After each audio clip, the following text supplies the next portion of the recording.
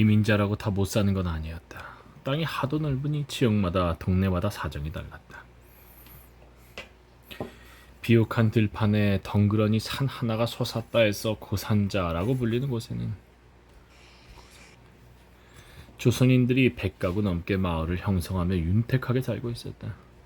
지방정부에서는 이들에게 정식으로 호조까지 만들어 주었다. 조선에서 양반으로 살다 온 이들은 적응하기가 힘들어도 본래부터 농사를 짓던 이들은 이민 와서 몇 해만 고생하면 먹을거리 걱정은 하지 않아도 되었다. 오히려 식량이 너무 많이 산출되어 사갈 사람이 없다 보니 먹을 건 넘치는데 돈은 없는 현상이 벌어지기도 했다.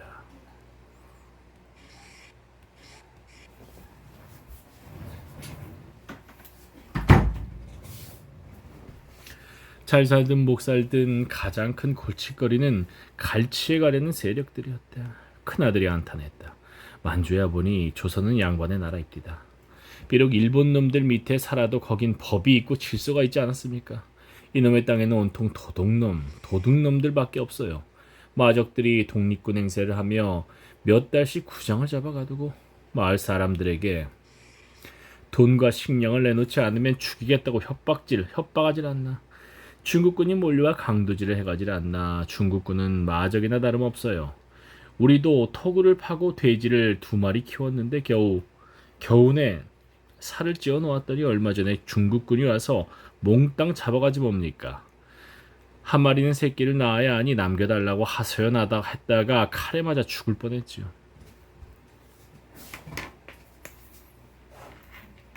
칼에 맞아 죽을 뻔했지요.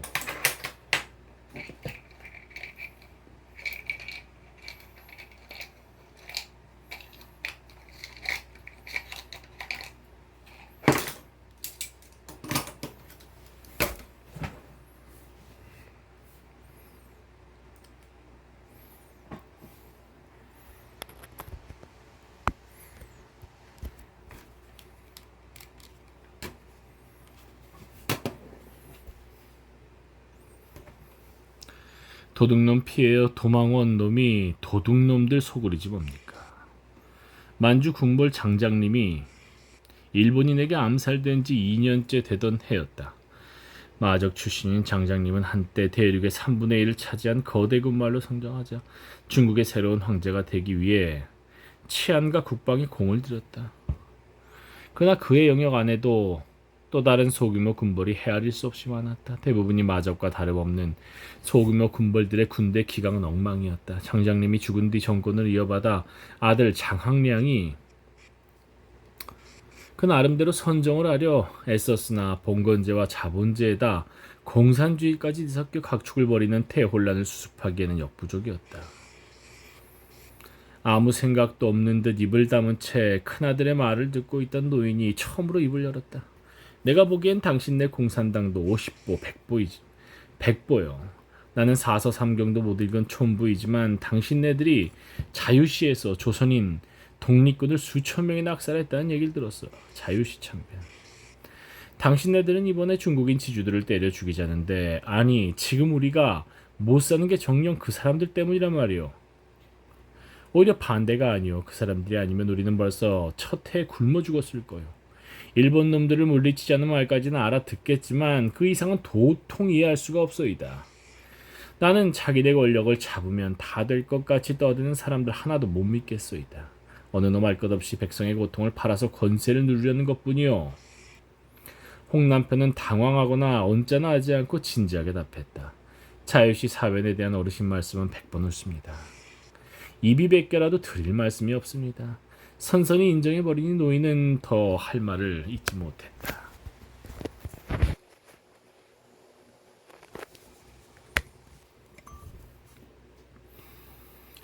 김명씨는 어색한 분위기에서 일어나 부녀자들이 있는 다른 방으로 건너갔다.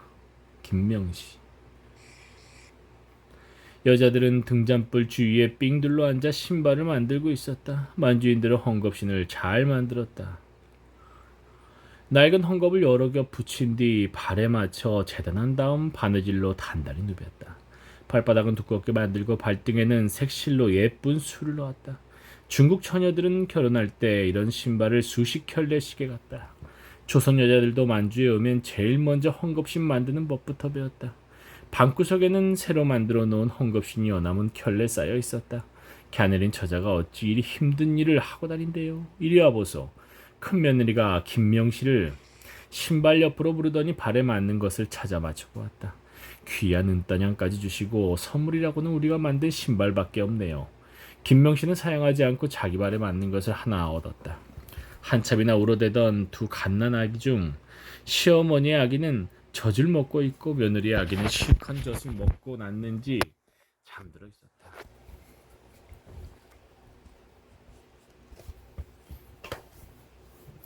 잠든 아기의 얼굴을 들여다보니 전내가 뺀 살에 살냄새가 뭉클하게 올라왔다. 깰까봐 조심스레 코를 대고 아기가 새근거리는 숨을 들이마셔 보았다. 결혼하셨수? 작은 며느리가 물어왔다. 김명식은 아이의 숨향기에 취해 눈을 감은 채 미소를 지으며 말했다. 정혼자는 있는데 결혼해서 살 처지가 못 되네요. 조선이 해방이나 되어야 저도 이런 행복을 누려볼 텐데요. 과연 그날이 오겠수? 설사 온다 해도 그렇지. 언제 어디서 죽을지 모르는 이 험악한 세상에 뭘 기다린단 말이오. 기회가 있을 때 아무하고라도 가정을 꾸리고 아이를 낳아야지요.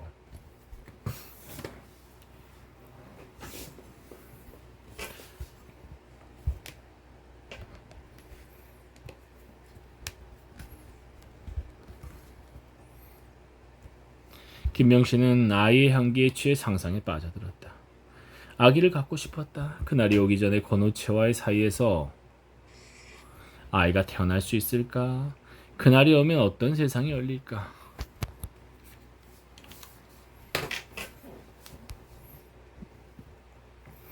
그날이 오면 기뻐 춤추게 될까 아니면 눈물을 흘리게 될까? 기뻐서 울던 죽은 동지들이 그리워 울던 펑펑 눈물을 쏟을 것 같았다.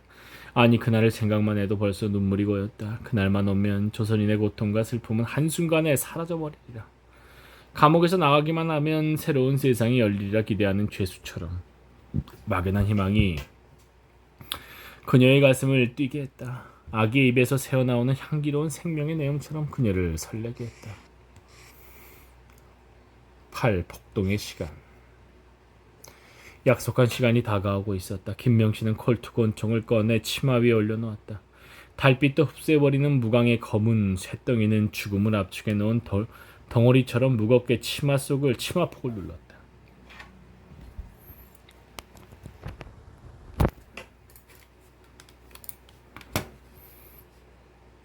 고비 사막을 지날 때 늑대들에게 몇 발 쏘아보고는 처음이었다.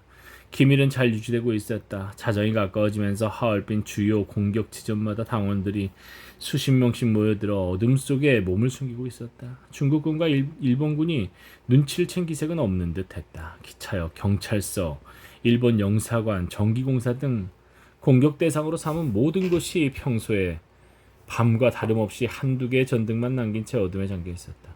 하얼빈 공격에 동원된 인원은 300명 남짓이었다. 그중 총을 가진 대원은 70명밖에 되지 않았다.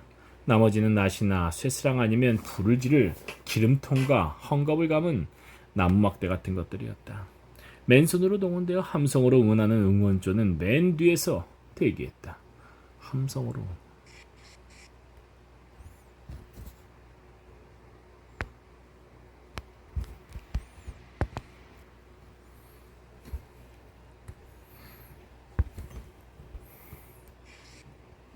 응원조도 있었고.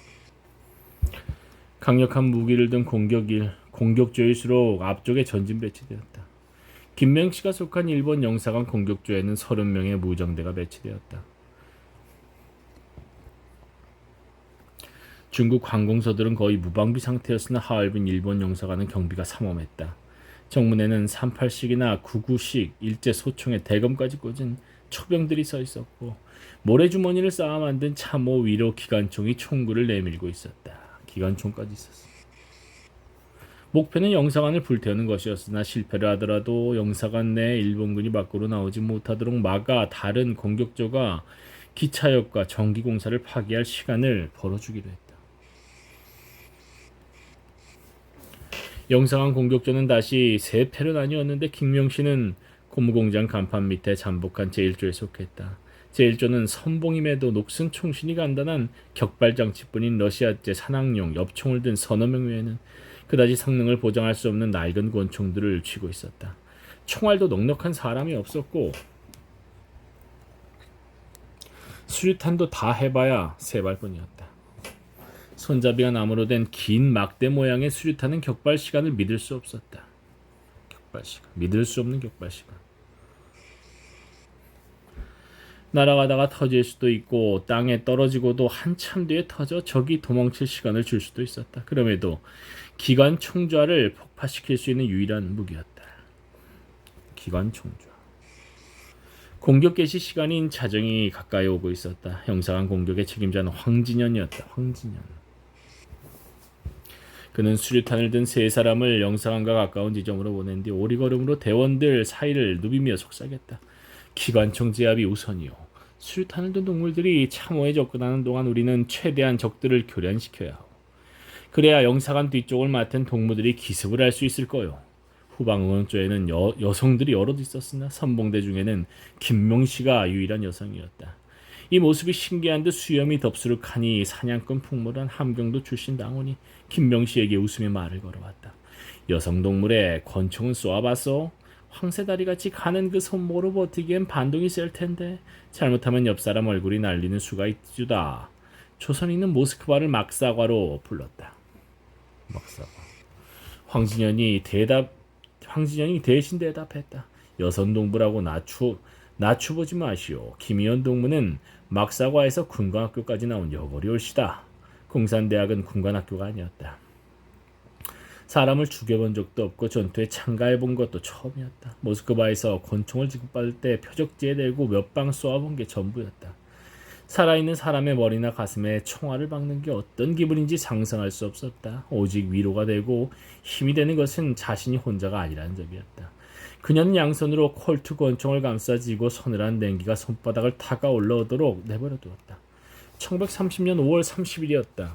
중국에서도 가장 추운 도시여서 겨울이면 매일 영하 30도 이하로 내려간다는 하얼빈에도 여름은 오고 있었다.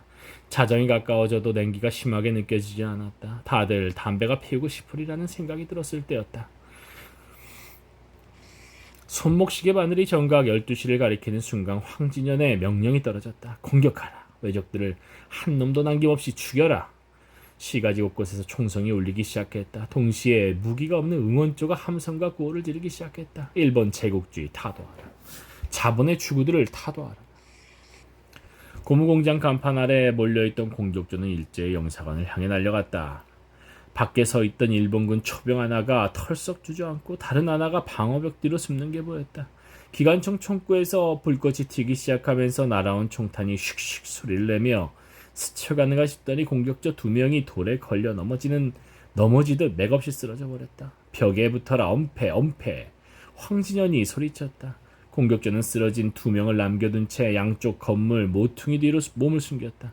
수류탄 툭척조가 참호를 향해 2발을 날렸으나 한 발은 모래주머니에 튕겨나와 터지고 한 발은 불발이었다. 기관총은 계속해서 물꽃을 튀겨댔다. 기관총이 살아있는 한 정면 공격은 무리였다. 영사관 안에 일본군이 몰려나오기 시작했다. 옷도 챙겨 입지 못한 채 속옷바람으로 총만 들고 나와 담벼락이나 방어벽에 몸을 숨기고 총질해댔다. 돌담 목퉁이에 기대앉은 김명씨는 양손으로 권총을 잡고 불꽃이 튀는 기관총 좌대를 겨냥해 신중하게 한 발씩 쏘았으나 수십 미터 거리에서 권총 사격은 무의미했다. 기관총은 멈추지 않고 아까운 탄알만 줄어들었다. 몇 분이 지났을까 영사관 벽에 붉은 빛이 번쩍하더니 불길과 연기가 솟아올랐다. 창문 안에서 던지지는 못했으나 영사관 벽을 맞힌 것이었다. 와, 불이 붙었다. 외놈들의 영사관이 불탄다. 뒤쪽에서 응원조가 먼저 만세를 부르며 북을 쳐댔다. 그러나 불길은 금세 잦아들었고 일본군 소대병력이 영사관 담장 안에 배치되면서 더는 화염병 공격을 할 수 없게 되었다. 이때 기차역 쪽에서 불길이 오르고 함성이 들렸다. 하얼빈 역사에 불을 지르는 데 성공한 모양이었다. 전기공사 쪽에서도 불길과 함성이 터져나왔다. 경찰서 양쪽에서는 총성만 계속 울렸다. 겁에 질린 주민들은 아무도 나와보지 않았다. 하얼빈 시가지는 곳곳에 솟아오르는 화염과 총성으로 전쟁터가 되었다. 살려주시오 제발. 매캐한 연기가 영사관 앞까지 흘러와 눈이 매울 지경이었다. 그때 쓰러져 죽은 줄 알았던 대원 하나가 움직이며 손을 흔들어댔다. 김명씨에게 농담을 던지던 털보 사냥꾼이었다. 조금 전까지만 해도 당당하고 넉살 맞던 음성이 비참하게 늘어져 있었다. 구하러 갑시다. 청년 하나가 소리치며 튀어나갔다. 말릴 새도 없었다. 청년은 털보에게 달려가 부축하려 들었다. 순간 잠깐 멈추었던 기관총이 다시 불꽃을 터뜨렸다. 청년과 털보는 반쯤 일어나다 말고 그대로 주저앉았다. 공격조는 영사관을 향해 일제히 총을 쏘아대며 소리쳤다. 빨리 와, 달려와. 서로 부둥켜 안듯 하며 주저앉은 두 사람은 아무런 응답도 없이 옆으로 쓰러져 버렸다. 그리곤 꼼짝도 하지 않았다. 흥분한 대원들이 일제히 영사관을 향해 총을 쏘아대자 황진현이 소리쳤다. 총알을 아껴 놈들이 못 나올 정도만 막아. 퇴각을 준비할 시간이었다. 시가지 외곽의 공격전은 해관하 철교를 폭발시키는 데 성공한 뒤 곳곳에 전선을 끊고 전신줄을 찍어 쓰러뜨리고 있었다. 같은 시각 연길, 화료 두 도구에서도 중국 관공서와 일본인이 운영하는 동양적식 주식회사 건물이 불타고 있었다. 일본군이 지키지 않는 건물들이라 공격이 수월했다. 공격 개시 이후 20분쯤 지났을까 지금까지와는 다른 요란한 총성이 들려왔다. 시외각에 주둔하던 장항량 부대가 출동해 밀고 들어오는 것이 분명했다.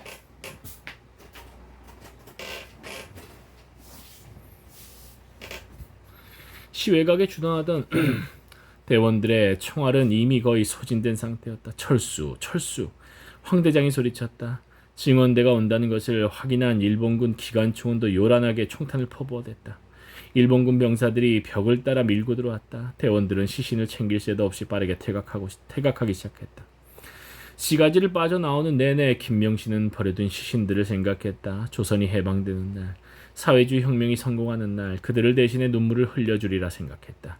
이미 시신이 되었음에도 다시 한번 일본도에 목이 잘려 장터에 전시된 뒤에 기름에 불태워져 흔적도 없이 광야에 뿌려질 그들의 영혼을 위해 눈물을 흘리리라 생각했다. 그러나 지금은 울 때가 아니었다. 총탄은 대원들의 머리 위로, 귓전으로, 발 아래 흙바닥으로 날아오고 있었다. 바람을 가르며 귓전을 스쳐가는 쉬쉬 소리, 흙바닥이나 담벼락에 부딪혀 으깨지며 내는 둔탁한 소리들이 심장을 대바늘로 찌르는 듯했다. 그녀는 달리고 또 달렸다. 영상한 공격자가 지도부와 합류하기로 한 지점에 도착하니 홍남표가 손을 내밀어 맞이했다. 김명신은 후퇴할 때의 공포를 어느새 잊어버리고 다부지게 말했다. 괜히 총알만 낭비했어요.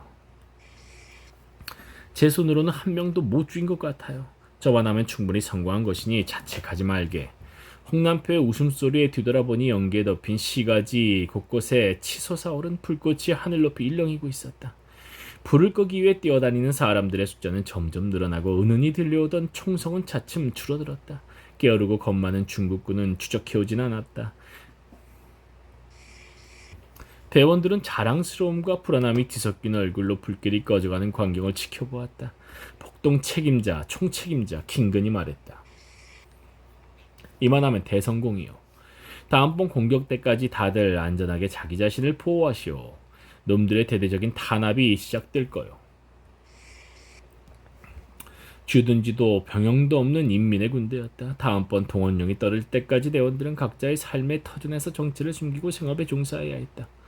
경찰의 주목을 받은 적 없는 사람은 집으로 들어가고 경찰의 신분이 드러난 이들은 친구나 친척 집으로 갔다. 김근과 황진현처럼 건거가 확실한 대원들은 산중에 아지트로 들어가 빨치산이 되었다. 폭동은 계속되었고 홍남표와 김명신은 폭동에 따라 광해를 헤매고 다녔다. 각 현의 구조선 공산당 당원들을 만나 상황을 점검하고 중국 공산당 만주 성의 책임자 유소기와 모스크바의 꼬민테른에 보고하는 일을 계속했다. 초여름 만주벌판은 풍요로웠다. 넓디 넓은 평야의 끝없는 경작지와 초원들 사이로 굽이쳐 흐르는 실개천 주위의 늪지대에는 물고기가 무진장했다. 더위에 지쳐 물가에서 쉴 때면 둘이서 바지를 걷어올리고 들어가 물고기를 잡곤 했다. 그물도 낚시도 필요 없었다. 양손바닥을 모아서 펼치고 풀숲을 밀어붙이기만 해도 붕어와 메기들이 튀어올랐다. 잡은 물고기들을 풀줄기에 깨어 하룻밤 머물다갈 민가나 여관 주방에 맡기면 요리를 해주었다. 무릎 높이로 쌓인 낙엽을 거쳐 나온 물은 밤색을 띠었다. 미세하게 분해된 나뭇잎 가루가 섞여 들어간 때문이었다. 중국인들은 그래서 검은 용이 굽이친다고 해서 흑룡강이라고 불렀다. 그래서 흑룡강이구나. 그 물을 먹고 자란 물고기들은 살에서도 낙엽 냄새가 났다. 싱싱한 채로 살을 발라 고추장에 찍어 먹으면 최고이지만 푸성기만 넣어 맑게 끓여도 비린내 하나 없이 고소했다. 푸성기만 넣어도. 오염되지 않은 맑은 물이 고여있는 늪지대는 작은 생물들의 천국이었다. 혼자서 목욕을 하러 들어가면 개구리들이 첨벙거리며 달아난 소리가 흥겨운 노랫소리 같았다. 얼마나 정박한지 지천에 널린 오랑캐꽃 위로 날아다니는 벌이며 나비며 잠자리들이 내는 미세한 소리가 귀를 간지럽혔다. 차가운 물속에 몸을 담근 채 손바닥으로 물을 떠마시면 그윽한 낙엽 향이 입안을 적셨다. 광활한 들판 곳곳에 펼쳐진 경작지에는 사람보다 키 큰 옥수수와 사탕수수가 늘어서서 바람에 일렁였다. 여름이 깊어지면 옥수수가 여물어지기 시작했다. 길을 가다가 배가 고프면 덜 익은 옥수수를 따서 모닥불에 구워 먹었다. 손가락으로 누르면 노란즙이 나오는 옥수수 구이만큼이나 맛있는 건 없었다. 주위되게 들킬 때도 있었지만 먹을거리 풍족한 대륙인들이라 관대하게 봐주었다. 만주인들은 독이 있다고 더덕을 먹지 않았다. 더덕을 안 먹어. 계곡을 지나 나 보면 코가 맵도록 더덕 냄새가 나는 곳이 있었다. 향을 따라가면 팔뚝만한 더덕이 무더기로 널려 있었다. 양념이 없으니 뽀얀 진물이 흐르는 더덕을 그 자리에서 소금에 찍어 먹기도 하고 보따리에 넣고 다니며 배고플 때마다 씹어 먹기도 했다. 인적 없는 들길은 소풍처럼 즐거웠지만 큰 마을마다 폭동과 진압이 계속되고 있었다. 곳곳에서 중국인 대지주나 친일파로 알려진 조선인들에 대한 사륙이 벌어지고 있었고 이에 대한 보복이 뒤따랐다. 공산주의자들은 야밤에 중국군 부대까지 공격했고 장항량은 경찰과 군부대뿐 아니라 민간인들까지 동원하여 토벌대를 편성해 이들을 추적했다. 수많은 사람이 체포되어 즉결 처형되었다. 만주의 감옥마다 공산주의자들로 가득 찼고 사형장은 피가 마를 새가 없었다. 훗날 중국 공산당이 조사한 바에 따르면 만주 지역의 조선인 열사는 3,600여 명이었다. 3,600에 3,4천의 조선인 열사가 있었구나. 만주가 소유에 빠진 동안 중부 내륙에서도 이립삼의 지시에 따른 폭동이 거듭되고 있었다. 7월에는 인구 250만의 대도시 장사에서 폭동이 일어나 소비에트가 수립되었다. 대륙의 패권을 놓고 갈등하던 장개석의 중앙정부와 지방 군벌들은 충격에 빠졌다. 그들은 다시 동맹을 맺고 공산주의자들에 대한 대반격을 개시했다. 장개석과 군벌, 지방군벌. 아무리 강인한 당원들도 정규군을 이길 수는 없었다. 잇따라 패전 소식이 들려왔고 8월에는 홍군 총사령관 주덕과 모택동이 주도한 남창 공격도 실패했다는 소식이 전해졌다. 남창 봉기의 실패로 이립삼 노선은 위기를 맞게 되었다. 모택동을 중심으로 이립삼에 대한 비판이 시작되었고 고민테른도 이립삼 노선을 맹목적 좌익 모험주의라고 비판하는 서한을 보내었다. 맹목적 좌익 모험주의. 유일한 승리였던 장사 소비에트도 무너졌다. 이로써 이립삼은 정치국에서 물러나고 모택동이 당의 주도권을 쥐게 되었다. 모택동은 도시의 무장 폭동을 중지하고 농민들을 조직해 농촌으로서 도시를 포위하자는 전략을 제시했다. 이 결정이 만주 성위에도 전달되어 폭동 노선이 철회되었다. 그러나 만주 지역 폭동의 주역이던 조선인 청년들은 중국 공산당의 결정을 수용하려 들지 않았다. 그들은 소규모 폭동을 계속했다. 많은 조선인이 체포되었고 집에 돌아갈 수 없게 된 조선인 청년들은 동방혁명군을 결성했다. 그 숫자는 800명이나 되었다. 이들은 중국군과 중국경찰 대지주와 대상인 친일파 조선인들을 눈에 띄는 대로 살상하고 다녔다. 홍남표와 김명신은 동방혁명군을 찾아다니며 폭동을 중지하고 중국 공산당에 가입할 것을 설득하는 일을 계속해야 했다. 하지만 나라 잃고 떠도는 좌절감과 서러움, 일본인에 대한 징후에 사로잡힌 청년들을 설득하기는 쉽지 않았다. 그래도 어떤 날은 두세 개 조직을 만나서 어떤 때는 며칠이나 한 군데에 머물며 설득을 계속했다. 그 사이 겨울이었다. 만주의 겨울은 혹독했다. 10월부터 영하의 추위가 밀려와 온 대지를 얼음덩어리로 만들었다. 어떤 날은 새벽에 눈이라도 내린 듯 온 세상이 흰설을 덮였고 하염없이 퍼붓던 눈폭풍이 그치고 구름이 걷히는 날이면 하늘과 땅 사이에 칼을 품은 듯 매서운 바람이 불어댔다. 영하 30도의 칼바람이 부는 들판을 건너라면 아무리 머리를 털로 감싸도 귀와 뺨이 뻣뻣하게 얼어 감각이 없을 정도였다. 여관이나 민가에 들어가 옥수수죽이라도 한 사발 먹고 있노라면 얼었던 귓바퀴가 터져서 진물이 줄줄 나왔다. 두 사람은 한 운동가의 집에 틀어박혀 교류를 지냈다. 끝나지 않을 것 같던 추위가 누그러지고 양지의 눈이 녹으면서 폭동은 다시 시작되었다. 두 사람의 설득 작업도 재개되었다. 지난해 폭동에 참가했던 공산주의자들 다수는 체포되거나 중국 공산당의 명령에 따랐으나 동방혁명군 소속의 빨치산들은 다시 연길일대에 출몰하며 방화와 살인을 일삼았다. 주민들은 이제 빨치산들도 미워하게 되었다. 주민들은 공산당원도 아닌 그들을 공산당이라고 싸잡아 비난했다. 폭동의 총책이었던 김근이 체포된 뒤 영길 지역의 한 동방혁명군 지도자를 만났을 때였다. 당의 결정을 전달하고 해산하라고 하자 그는 흥분해서 퍼부어댔다. 우리 동지 2천여 명이 옥에 갇혀 있습니다. 벌써 수십 명이 총살당했고요. 우리에게 무정 노선을 포기하라니요. 포기가 아니라 더 철저한 준비를 하자는 거요. 포기나 중지나 뭐가 다릅니까? 도대체 어떻게 중지하란 말입니까? 각자 집으로 돌아가 얌전히 포박을 당하란 말입니까? 단체로 투항해 총살을 당하란 말입니까? 분명 살인을 해본 사람의 눈이었다. 김명신은 배신자라고 봉변이라도 당할 것 같다 가만히 있는데 고집스러운 홍남표는 거듭 말했다. 솔직히 말해보시오. 조선인이든 만주인이든 지금 여러분의 무장폭동에 호응하는 농민이 얼마나 됩니까? 심지어 여러분을 마적과 다름없다고 봅니다. 반동이나 부자라고 해서 가족들까지 집단 학살하는 것은 인민과 혁명을 갈라놓을 뿐입니다. 폭동 초기에 200여 대원이 연길에 조선인 부잣집을 공격해 어린아이를 포함하여 7명을 살해하고 집을 불태운 사건이 있었다. 해가 바뀐 이 무렵에도 조선인 부자들을 공격해 어린아이까지 온 가족을 죽이는 사건이 벌어졌다. 중국인 학교장과 교사, 중국인 순경 같은 일도 잇따라 살해되었는데 그 일은 중국인들이 벌인 것이었다. 어쨌든 폭동으로 죽어나가는 것은 조선인과 중국인이었다. 그 많은 폭동에도 일본인 희생자는 거의 없었다. 경제가 삼호했기 때문이다. 두 사람이 이런 식의 폭동으로는 혁명을 성공시킬 수 없다고 설득하자 동방혁명군 지도자는 말했다. 왜 안 된다는 겁니까? 공산주의 혁명이 별겁니까? 두 분은 두 도구의 공동체, 두 도구 꼬민을 모르십니까? 8군데 촌락에서 지주들의 토지 문서를 전부 빼앗아 불태워버리고 토지와 농작물, 소까지 모든 가구에 똑같이 분배하지 않았습니까? 중국인이 이사 온 것도 맞고 조선인들끼리 공산주의 제도를 실시하고 있는데 아주 잘 되고 있습니다. 거기도 안 가보셨습니까? 홍남편은 열띠게 웃어보였다. 가보지는 못하고 보고만 받았어. 올해 첫 농사를 지어봐야 알겠지만 토지와 소를 똑같이 나눠 갖는 게 공산주의는 아니지 않소.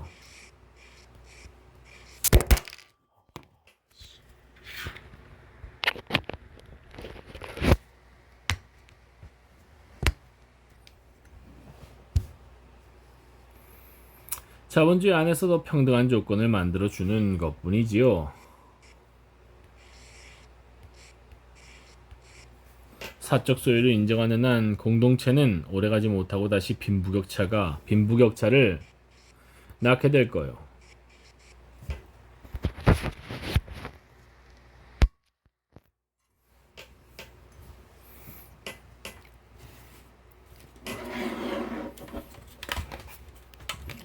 되게 덥네.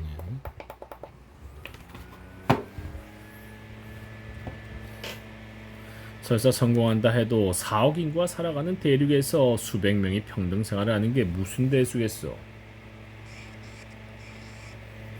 잠시 동안 모범 되겠지만 적들이 가만두지도 않을 거고. 동방혁명군 지도자는 이해가 안 되는 표정이었다. 존경하는 혁명가께서 그리 말씀하시다니 실망이군요. 전 그렇게 생각하지 않습니다. 하늘의 불씨가 광야를 태운다고 하지 않았습니까? 두도우 공동체가 농민들을 각성시켜 끝내는 모든 농민들을 봉기하게 만들 것입니다. 그렇게만 된다면야 오죽에 좋겠어. 두 사람은 결국 그들을 설복하지 못했다. 두도 공동체의 한계를 이해시키지도 못했다. 이론가들이 언제나 앞서가는 것은 아니었다. 군중이 일사불란하게 그들을 따르지도 않았다. 일어나라고 아무리 설득해도 꼼짝도 않던 군중들이 이제 그만하라고 말려도 계속 달려가고 있었다. 그 무렵 홍남표가 고민테른에 보고하기 위해 집계한 것만 해도 700건이 넘는 크고 작은 폭동으로 200명 가까운 조선인과 중국인이 살해되었다. 300여 채의 가옥과 30곳이 넘는 학교가 불탔고 수십 군데 전화선이 절단되고 다리가 파괴되었다. 피해도 컸다. 장항량 정권은 폭동에 참가한 2,000명을 체포해 24명을 사형시켰다. 폭동 과정에서 사살된 이는 그보다 훨씬 많았다. 350명은 유죄 판결을 받아 감옥살이를 했다. 만주총리가 이립삼 노선을 고수했다면 사망자 수는 헤아릴 수 없을 만큼 늘어났을 것이다. 폭동은 1931년 10월이 되면서 갑자기 소멸되었다. 중국 공산당의 노선 변화 때문에 줄어든 것은 아니었다. 폭동을 잠재운 것은 다름 아닌 일본군이었다.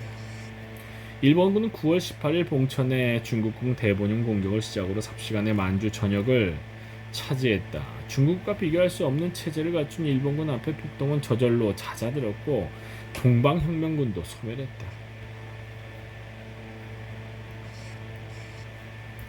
사태가 이렇게 되자 중국인들은 조선인을 원망했다. 조선인들이 폭동을 일으켜 관동군을 불러들이는 바람에 만주가 일본에 넘어갔다고 생각했다. 일본군은 조선인을 보호하려고 만주에 들어왔다는 명분을 내세웠기 때문에 더욱 미움을 받았다. 중국인들은 조선인과 일본인을 한패로 보고 미워했다. 조선인에 대한 지원을 쫓기는 중국군이 가장 심했다. 수백 명씩 수십 명씩 때를 지어 퇴각하면서 조선인 마을만 보이면 들이닥쳐 빼앗고 불태웠다. 홍남표와 김명씨가 중국군 패잔병들을 만난 곳은 설안현의 한 조선인 마을이었다. 중국군의 방화로 수십 채 가옥이 모두 불타 잔해만 앙상했는데 가장자리에는 시신들을 모아 가매장한 듯 납작한 흙 무더기가 길게 늘어서 달빛을 받고 있었다. 살아남은 누군가가 묻고 떠난 것인지 모두 죽어 이웃 조선인들이 묻어준 것인지는 알 수 없었지만 유달리 작은 흙더미에는 어린아이가 묻혀있을 게 분명했다. 아직 화역의 냄새도 가시지 않은 화약이겠지. 화염의 냄새도 가시지 않은 마을은 달빛 아래 음산한 침묵에 잠겨 있었다. 홍 선생님, 인간이란 동물은 어찌 이리도 잔인할까요? 교전 중인 적군도 아니고 아무런 저항도 하지 못하는 민간인을 이렇게 죽이다니요. 이런 짓을 하는 인류를 구제하겠다고 싸우는 게 무슨 의미가 있을까요? 인간의 존재에 회의가 느껴지네요. 홍남표는 침통하게 말했다. 역시 자본주의 제국들의 침략 전쟁이 빚어낸 비극이지. 자본주의만 아니라면 전쟁만 없다면 평범한 농민이던 그들이 왜 이런 짓을 하겠나. 군볼은 별도의 모병제도가 없었다. 들판에서 일하는 농부들을 붙잡아 새끼줄로 나란히 묶어서 끌고 가 간단한 훈련을 시킨 뒤 군복을 입혔다. 너무 약하거나 늙은 남자는 돌려보냈지만 한 번 잡혀간 사람들은 언제 돌아올지 알 수 없었다. 평범한 농부였던 이들이지만 군복을 입혀놓으면 달라졌다. 돈과 권력을 양손에 쥔 군벌의 개가 되어버린 그들은 무자비해졌다. 그들은 유독 흰말을 좋아했다. 백마를 타면 총알이 피해간다는 미신 때문이었다. 이런 미신도 있었어. 백마를 타면 총알이 피해간다. 마을을 습격한 군인들은 서로 먼저 백마를 차지하려고 다투었다. 잔악한 학살과 강간을 저지르고 다니면서도 자신들은 불운을 피하겠다는 속셈이었다. 하지만 전장에서 맨 먼저 표적이 되는 것은 흰말이었다. 눈에 잘 띄기도 하지만 주로 장교들이 타기 때문에 매복병들은 흰말의 주인부터 쏘기 마련이었다. 그럼에도 불구하고 왜 흰말이 피해간다는 그런 소문이 돈 거지? 선생님, 과연 자본주의라는 것만으로 이 잔혹한 광경을 해석할 수 있을까요? 자본주의 이전에도 인간은 얼마나 잔인한 전쟁을 해왔나요? 더군다나 지금 이 잔인한 짓들을 하는 이들은 엊그제까지도 평범한 농부들이었잖아요. 이런 게 바로 인간인데 단지 토지를 똑같이 나눠준다고 해서 세상이 평화로워질까요? 글쎄, 하기 나름 아닐까? 홍남표가 자신 없이 대답할 때였다. 어두운 숲속에서 뭔가 어른되는 듯 하더니 시커먼 그림자 셋이 툭 튀어나왔다. 총을 든 중국군이었다. 손들어. 모자도 쓰지 않고 뒤에 다른 자들이 없는 것으로 보아 탈주병들이 분명했다. 그들은 만주어로 소리쳤다. 너희들 조선인지. 조선어로 말하는 거 다 들었다. 가진 거 다 내놔. 도리가 없었다. 두 사람은 가방과 주머니에 돈과 먹을거리들을 바닥에 내려놓기 시작했다. 한 명이 만주어로 계속 떠들어댔다. 너희들이 일본을 끌어들여 전쟁이 났다. 나라가 없어졌으니 우리는 도둑이나 되기로 했다. 다 너희들 때문이다. 다른 하나는 총구로 김명씨의 가슴을 쿡쿡 찌르며 물었다. 이 밤에 어딜 가는 길이냐? 김명씨가 방금 떠나온 동네 이름을 대고 그곳에서 산다고 답했으나 그의 관심은 다른 데 있었다. 겁탈하려고 그러나? 총구로 저고리를 들었다. 보시오. 그 여자는 내 딸이오. 홍남표가 중국어로 항의하는 순간 다른 하나가 개머리판으로 뒤통수를 가격했다. 홍남표는 그대로 고꾸라져 일어나지 못했다. 두 명은 쓰러진 홍남표를 몇 대 더 걷어차더니 그의 가방을 뒤지기 시작했다. 김명씨에게 총을 겨눈 자는 총구로 치마를 내리는 신용을 해보이며 소리쳤다. 어서 벗어라. 치마 속 비상주머니에 든 콜트 권총에는 탄알이 3발밖에 들어있지 않았다. 한 발에 한 명씩 맞춰 셋을 죽이는 건 불가능했다. 권총 한 방에 사람이 죽지도 않거니와 아무리 빨리 쏜다 해도 자신을 겨누고 있는 장총이 먼저 불을 뿜을 것이다. 그러나 다른 방법이 없었다. 어차피 강간당하고 둘 다 죽임을 당할 것이다. 차라리 권총을 쏘다가 놈들의 총알에 맞아 죽는 게 나았다. 부끄러운 체하며 몸을 뒤로 돌려 치마끈을 풀자 권총을 빼들었다. 탕탕탕. 맞선 중국군이 대응할 새도 없이 3발의 권총이 날아갔다. 한 발만 쏘려고 했는데 너무 긴장한 탓에 3발이 모조리 발사된 것이다. 중국군은 그대로 주저앉아 쓰러졌다. 쪼그려 앉아 금품을 챙기던 두 중국군이 바닥에 내려놓은 장총을 치부려 했으나 김명씨가 먼저 권총을 겨누며 외쳤다. 손들어 쏜다. 중국군은 번쩍 양손을 들어 올리더니 가라고 소리치자 황망이 달아나 버렸다. 선생님 정신 차리세요. 홍남편은 뒷머리가 피범벅이 된 채 일어나 앉았다. 급한 대로 수건으로 머리를 묶어주고 부축해 일으키는데 쓰러진 중국군이 신음소리를 냈다. 배에 총탄을 맞은 것은 확실한데 다른 두 발은 어디에 맞았는지 알 수가 없었다. 달아난 자들이 다시 올지도 모른다는 생각에 장총을 두어 탄창을 뽑아보았다. 총알이 한 발도 들어있지 않았다. 노리쇠를 당겼다가 놔도 총알은 튀어나오지 않았다. 다른 자들이 버리고 간 총도 마찬가지였다. 마을을 습격해 조선인들을 죽일 때 다 썼을 것이다. 김명씨는 권총만 챙기고 쓰러진 자가 천천히 죽어가도록 내버려둔 채 홍남표를 부축해 그곳을 떠났다.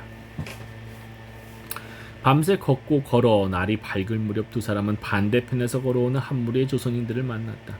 중국군에게 재산을 다 빼앗기고 조선으로 돌아가는 이들이었다. 이민호는 이들보다도 더 초라한 행색이었다. 외놈들 싫어 만주까지 왔건만 여기도 외놈 땅이 되었으니 여기 있을 이유가 없지 않오. 굶주리고 핍박받아도 내 고향에서 죽으려고 돌아가는 길이라오. 노파는 거의 직각으로 굽은 등을 지팡이에 의존해 후들거리며 걷고 있었다. 압록강에 도달하기도 전에 죽을 것 같았다. 나기도 없는 그들은 하천을 만나자 바지와 치마를 걷어 올리고 살얼음이 낀 물속으로 걸어 들어갔다. 깊은 곳은 허벅지까지 빠지는 하천을 건너가 저편 언덕에서 옷을 내리는 모습들이 아련했다. 일본인 없는 땅을 찾아서 아니면 먹을 것을 찾아서 그토록 어렵게 찾아온 만주 땅을 버리고 맨몸으로 되돌아가는 조선인들을 바라보며 홍남표는 중얼거렸다. 눈에는 눈물이 고여 있었다. 섬나라 야만족이라고 비웃던 외놈들이 자본주의 제국으로 선장해 아시인의 삶을 송두리째 불태우니 어떻게 이 원한을 갚는단 말인가.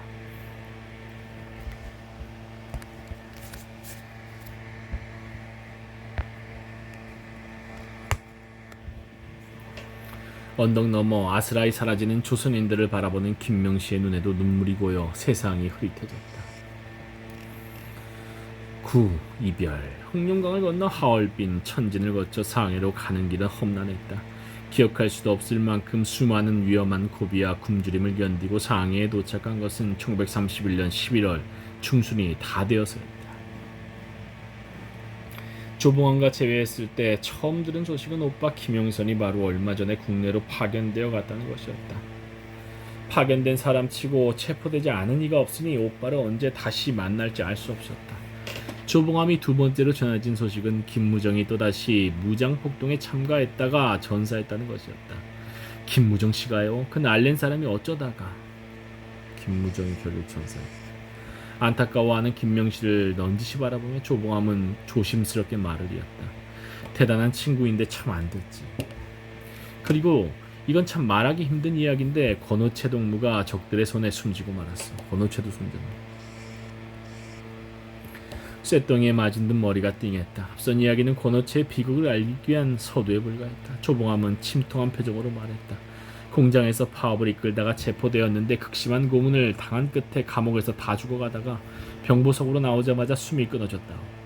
죽을 때까지 동지들 이름을 한 명도 팔지 않았답니다. 충격을 받은 김명씨가 아무 반응도 보이지 않고 멍하니 바라보기만 하자 조봉암은 한숨을 내쉬고 말을 이었다.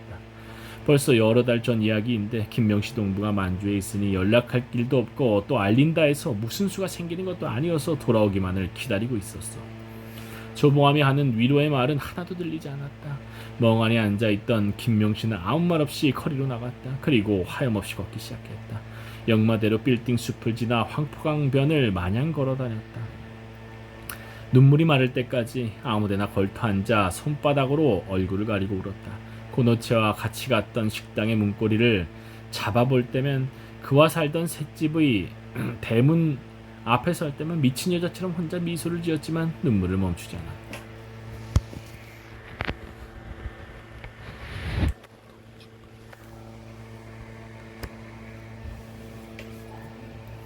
대화여고 시절 스스로 신탁을 받은 아이라고 생각했던 적이 있었다. 미국인 여교사에게 그리스 신화를 배우고 나서였다.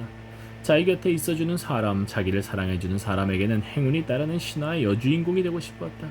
자신이 사랑하는 사람에게는 좋은 일만 생기리라는 자기 최면을 걸어 좋은 사례만 골라서 기억했다. 그러나 이제 가장 사랑하는 사람을 잃은 그녀는 신탁을 받은 소녀가 아니었다.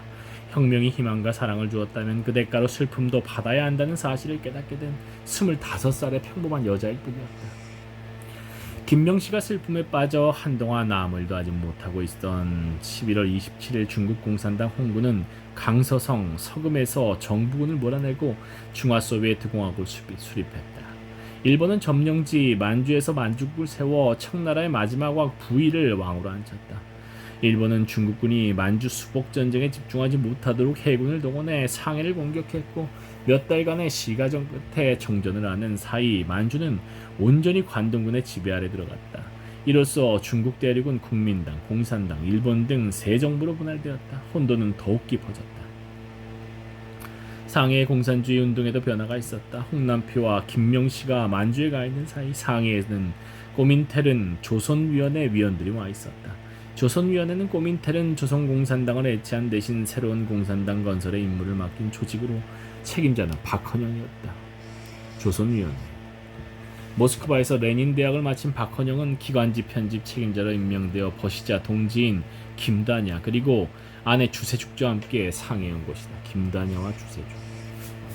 홍남표와 조봉암은 여전히 중국 공산당 내 조선인 지부의 책임자로서 박헌영과 협조하게 되었다. 권오체의 죽음으로 인한 슬픔을 많이 완화시켜준 이는 주세죽과 김다냐였다. 주세죽은 조용하고 섬세한 여자였다. 그녀와 관련된 사건을 보도한 기사마다 서구적 미인이라는 수사를 앞세울 만큼 미모의 그녀는 중요한 회의나 논쟁에 끼더라도 조용히 듣다가 꼭 필요한 말만 간략히 하는 편이었다. 그녀에게서는 격렬한 혁명적 열정도 애교스러움이나 즐거운 수다도 찾아보기 어려웠다. 그럼에도 남녀할 것 없이 누구에게나 믿음과 사랑을 받았다. 오로지 사랑받기 위해 세상에 태어난 여자 같았다. 주세죽을 무덤덤하게 대하는 유일한 인물이 있다면 남편 박헌영이었다. 그는 후배들에게는 자기 손으로 보리밥을 해주고 된장찌개도 끓여주는 소탈하고 온화한 사람이었지만 아내에게만큼은 살갑게 굴지 못했다. 꼬민테른에서 임명한 조선공산주의 운동의 총책임자로 선배들인 조병암과 홍남표를 넘어서는 권위가 있었지만 외양은 보잘것없는 남자이기도 했다. 외양이 못생겼다는 건 뭐야? 외양이 보잘것없었다고 박헌영이? 잘생겼던 것 같은데. 사람들은 홍남표를 표범에 비유하고 조봉암은 호랑이에 비유했다. 실제 생김새나 성격이 그랬다. 반면에 박헌영은 새색시라는 별명을 얻고 있었다. 아내 주소죽보다 작은 키에 뺨이 통통한 동안인데다가 대중연설을 좋아하지 않는 수줍은 성격에 꼭 알맞은 별명이었다. 박헌영은 여운형이나 조봉암과 달랐다. 누구를 만나든 말을 절제하고 환하게 소리내어 웃는 법도 없었다. 어쩌다가 웃을 때면 억지로 지어낸 듯 수줍은 입꼬리가 영 어색한 사람이었다. 목소리는 낭낭하니 듣기 좋았지만 연설은 옛 서당의 고루한 혼종이 말하는 듯 아무런 높낮이가 없이 점잖기만 할 뿐 지루했다. 그가 꼬민테른의 절대적 신뢰를 받게 된 이유는 대중활동 능력보다는 사회주의 이론에 맑은 데다 지필 능력이 탁월했기 때문이다. 그는 조선공산당 간부 중 거의 유일하게 혁명이론과 정세 분석을 대중적인 글로 써내는 능력을 갖춘 인물이었다. 그것이야말로 조봉암도 여운형도 홍남패도 못하는 일이었다. 글로 써내는 글을 잘 썼구나 박헌영. 상해 주세죽에게 친구이자 남편 같은 역할을 하는 이는 김단야였다. 주세죽. 그는 밝고 낙천적인 성격에 자상한 성품까지. 김단야가 남자야. 여자들이 호감을 느낄 만한 매력을 갖춘 남자였다. 주세죽은 무뚝뚝한 남편 박헌영과는 별 대화를 하지 않아도 김단야와 있을 때에는 수다스러워지고 농담도 곧잘했다. 김단야의 아내 고명자는 김단야. 모스크바에서 귀국해 활동하다가 체포되어 수감되어 있었는데 가만히 지켜보고 있으면 주세죽이야말로 김단야의 진짜 아내 같았다. 두 사람은 늘 함께 다니며 애틋한 부부 같은 묘한 분위기를 풍겼다. 주세죽이 아니라도 김단야는 여자들에게 친밀한 감정을 불러일으키는 태생적인 매력을 지니고 있었다. 김명씨도 어려서부터 그를 알고 있었고 또 좋아했다. 김단야는 조선공산당이 창당 준비를 하던 1924년 김영선을 만나기 위해 마산에 자주 왔다. 한 번 오면 며칠씩 김명씨네 집에서 숙식을 했는데 김명씨는 그를 무척이나 좋아해서 싱싱한 생선을 사다 밥을 해주고는 맛있게 먹는 모습을 마냥 지켜보곤 했다. 폐화여고를 자퇴한 그녀의 공산당 입당을 보증하고 모스크바 유학을 적극 추천해준 것도 바로 김단야였다.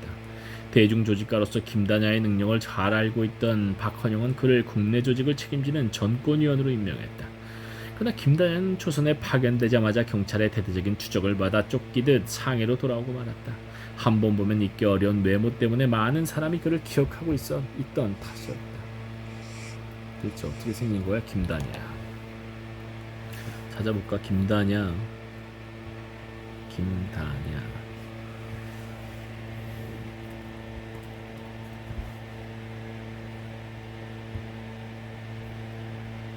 잘생긴.